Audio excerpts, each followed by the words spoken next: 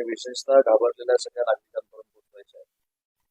परवा रात्री हा जेव्हा प्रसंग घडला, संदेश कडबुटकर नावाचे जे नागरिक आहेत त्यांच्या घरासमोर हा प्रसंग घडला, ते देखील बैठकीला उपस्थित होते आणि त्यांनी त्याच्यामध्ये असं नमूद केलं की रात्री 2 वाजताच्या सुमारास त्यांचा जो पाळीव कुत्रा आहे तो मुंगायला लागल्यानंतर त्यांनी काही पाहणी केली तर सकृतदर्शनी त्यांना काहीच दिसलं नाही आणि त्याच्यानंतर त्यांनी सीसी फुटेज जरी तपासलं तरी तो जो व्हिडिओ व्हायरल झालेला आहे तो झूम करून त्यांनी रेकॉर्ड केलेला व्हिडिओ आहे. त्याच्यामुळे त्यांची शंका त्याच्यामध्ये अशी होती की तो बिबट्या आहे, बिबट्या सदृश प्राणी आहे, हे वन खात्यानं तपासावं आणि मग नागरिकांमध्ये तो बिबट्या आहे काय आहे सांगावं. आणि त्याच्यानंतर काल एक बातमी प्रसिद्ध झाली की विश्वनगरमध्ये बिबट्यानं महिलांवर कुठेतरी हल्ला केला, पण ते कुठेही तसं झालेलं नाही. त्या स्पॉटवर देखील वन खात्याची टीम गेली होती, पोलीस अधिकारी गेले होते, कुठेही हल्ला झालेलं चित्र महिलांवरचं कुठेही दिसलं नाही. त्याच्यामुळे त्याच्यासाठी भयभीत होण्याचं काही कारण नाही. पण ज्या व्हिडिओमध्ये बिबट्यासारखा प्राणी दिसतोय तो नक्की बिबट्या आहे का हे मात्र 100% सर्वेक्षण करणं आवश्यक आहे. आणि तो जर बिबट्या असेल तर त्याचा त्रास रत्नागिरीकरांना होऊ नये यासाठी ज्या ज्या काही उपाययोजना करायच्या होत्या त्याच आपण फायनल केल्या. त्याच्यामध्ये त्यांच्या पावलाचे ठसे मिळालेत का, तर पावलाचे ठसे मिळाले, विष्ठा कुठे मिळाली का, विष्ठा कुठे मिळाली, तो ज्या ठिकाणी बसला होता तिथे काही त्याच्या अंगाचा वास आहे का ते देखील पोलीस दलाला काही मिळाले. तरी देखील तो बिबट्याच आहे असं समजून तिची काही प्रक्रिया करावी लागते वन खात्याला, ते करण्याचा निर्णय आजच्या बैठकीमध्ये घेण्यात आला. आणि 4 ठिकाणी आपण हे पिंजरे लावण्याचा निर्णय घेतलेला आहे शहरामध्ये. एक 2018 मध्ये जिथं खऱ्या अर्थानं रत्नागिरी शहरामध्ये बिबट्या दिसला होता त्या थिबा पॅलेसचं जे जंगल आहे तिथे स्वामी मठ आहे त्या भागामध्ये बिबट्या दिसला होता, तिथे एक पिंजरा लावायचा निर्णय घेतलेला आहे. सावंतांच्या बागेमध्ये काल जो प्रकार घडला हे आपण सोशल मीडियावर बघितलं, त्या बागेमध्ये एक पिंजरा लावायचा ठरलेला आहे. 3रा पिंजरा संदेश कडबुटकरांच्या परिसरामध्ये लावायचा ठरलेला आहे. 4था आता वन खातं ठरवेल तिथे लावतो. आता हे पिंजरा लावल्यानंतर त्याच्यामध्ये सीसी कॅमेरे लावतील, अजून जे काही फुटेज त्यांना पाहिजे ते मिळतील. पण सद्य परिस्थितीमध्ये नागरिकांनी भयभीत होण्यापेक्षा ज्या इन्स्ट्रक्शन वन खात्याने दिलेल्या आहेत त्या जर आपण फॉलो केल्या तर आपल्याला काही घाबरण्याचं कारण नाही. जर तो शहरामध्ये बिबट्या असेल तर त्या परिसरामध्ये असेल त्याला काही कालावधीतच आपण निर्बंध करू. सद्य परिस्थितीमध्ये नक्की तो प्राणी काय आहे, कुठचा आहे हे जरी त्याच्यावर दिसत असलं तरी तो बिबट्याच आहे किंवा वाघच आहे असं समजून सगळी यंत्रणा रत्नागिरी शहरामध्ये आजपासून लावायला आपण सुरुवात केलेली आहे, जी डिझास्टरच्या वेळी लावली जाते. म्हणजे आज आपण असा निर्णय घेतला की तो बिबट्याच आहे आणि तो त्या 25 किलोमीटरच्या परिघामध्ये आहे. आणि वन खात्याचे काही त्याच्यामध्ये नियम असतात, तो किती किलोमीटर पासून बाहेर येणार नाही, किती अंतरावरनं बाहेर येणार नाही, त्या सगळ्याला कव्हर करून ज्या सगळ्या प्रायोरिटीज आहेत त्याला पकडण्याच्या सगळ्या आजपासून फॉलो करण्याचे निर्देश पालकमंत्र्यांनी दिलेले आहेत आणि त्याची कार्यवाही देखील सुरू झाली. अजून एक 7 लोकांची वेगळी वन खात्याची टीम आज आपण तयार केली. पूर्ण शहरामध्ये त्यांनी सर्वे केला पाहिजे. त्याच्यासाठी डॉग स्क्वॉडची देखील आवश्यकता आहे. नितीन बगाटे एसपी उपस्थित होते, त्यांनी डॉग स्क्वॉड देखील घेण्याचा निर्णय घेतलाय जेणेकरून आपल्या शहरामध्ये कुठे बिबट्याचा वावर आहे का हे 2 ते 3 दिवसामध्ये कळतं. आज मला मिटिंग घेतल्यानंतर लक्षात आलं की आता डॉग स्क्वॉडला जर वास द्यायचा असेल तर तो कशा पद्धतीनं द्यावा लागतो त्याच्यासाठी 1 दिवसाची प्रक्रिया आहे. ते जिथे जिथं प्राणी संग्रहालय आहे तिथनं काही मटेरियल आणून तो वास देऊन मग ते डॉग सुरुवात करेल शोधायला, अशी प्रक्रिया देखील आपण रत्नागिरी शहरामध्ये सुरू केली. त्याच्यामुळे बिबट्याच्या वावरानं भयभीत न होता वन खात्यानं आणि पोलीस विभागानं जे काही निर्देश दिलेले आहेत, जी काही विनंती रत्नागिरी शहरातल्या लोकांना केलेली आहे त्याचं तंतोतंत पालन करावं एवढीच माझी या पत्रकार परिषदेच्या माध्यमातून विनंती.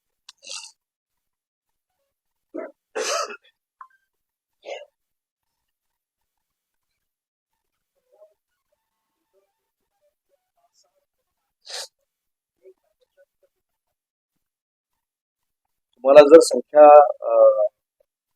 पाहिजेच असेल तर आजच्या चर्चेमधनं वन खात्यानं मला असं प्रयत्न केलंय की या जिल्ह्यामध्ये किमान 100 ते 110 बिबटे असण्याची शक्यता आहे, पण ते रत्नागिरीत आहे.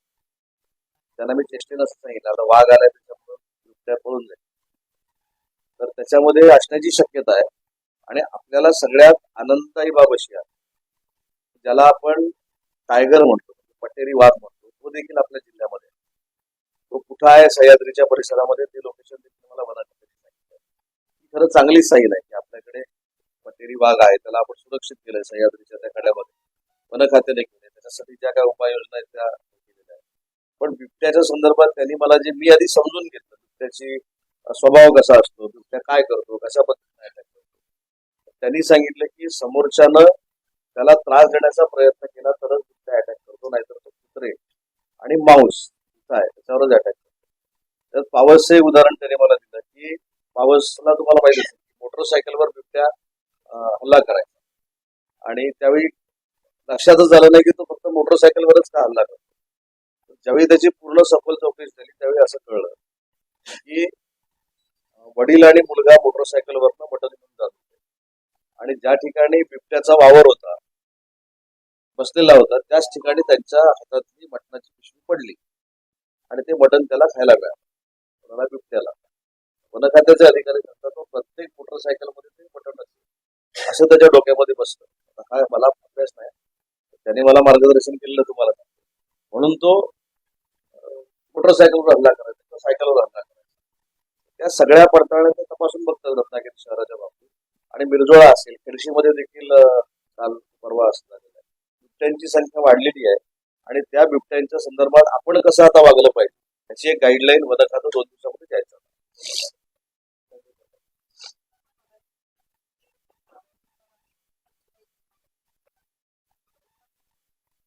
हे खरोखरच घडले.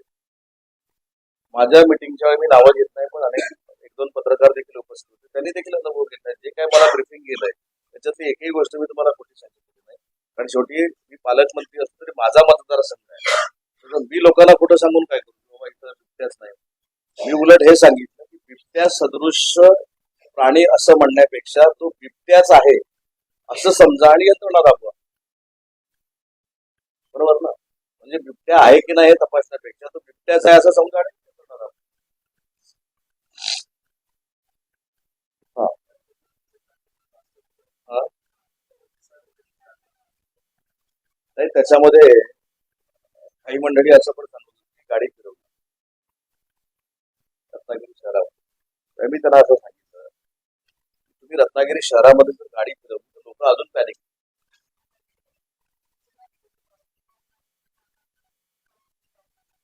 आता ते ठीक आहे, तो अतिउत्साहीपणा असू शकतो, पण त्याच्यामध्ये आपण जास्त आता हा. नाही नाही, पण एक एक पोलिसांचं कौतुक थोड्याच केलं पाहिजे. आज कदाचित तो बिबट्या आहे की नाही किंवा बिबट्या सदृश्य जनावर आहे असं, पण उद्या तो खराच बिबट्या असेल. त्याच्यावर मी आज इन्स्ट्रक्शन देताना अशा दिलेल्या, तो खराच बिबट्या आहे, खराच वाघ आहे असं समजून जे आपण काय रेस्क्यू करतो, ज्या काय गोष्टी आपण करतो लोकांसाठी, त्या वन खात्याला करा.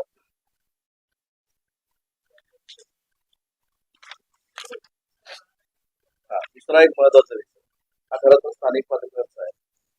22 तारखेला राजापूरमध्ये सध्या महाराष्ट्रामध्ये आणि देशामध्ये गाजत असलेला जो कार्यक्रम आहे,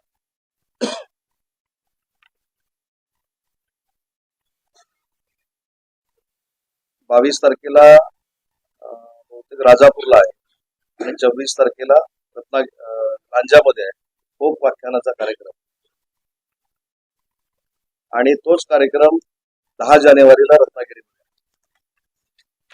तर या 3 कार्यक्रमांचं नियोजन लांजा, राजापूर आणि रत्नागिरीमध्ये आपण करतोय.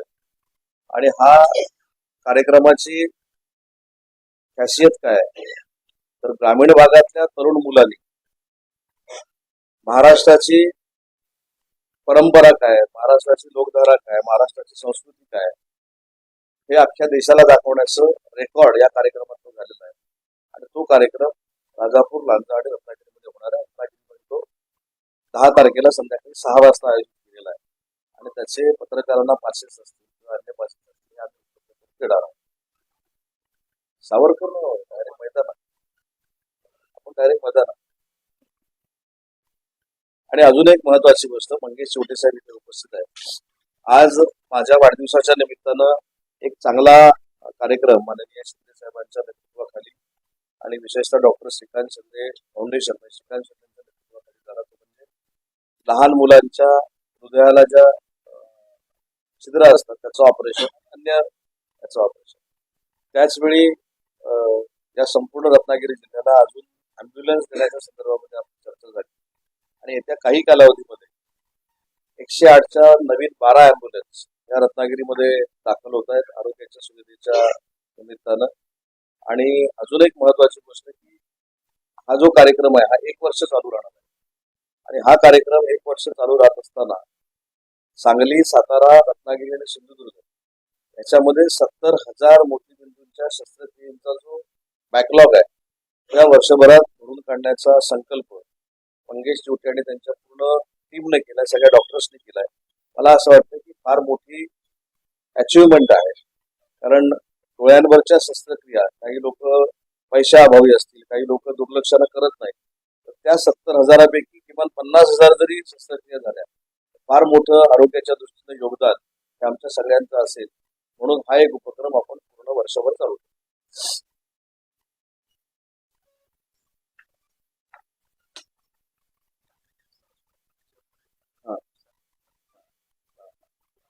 येस. आणि एक उपक्रम आहे.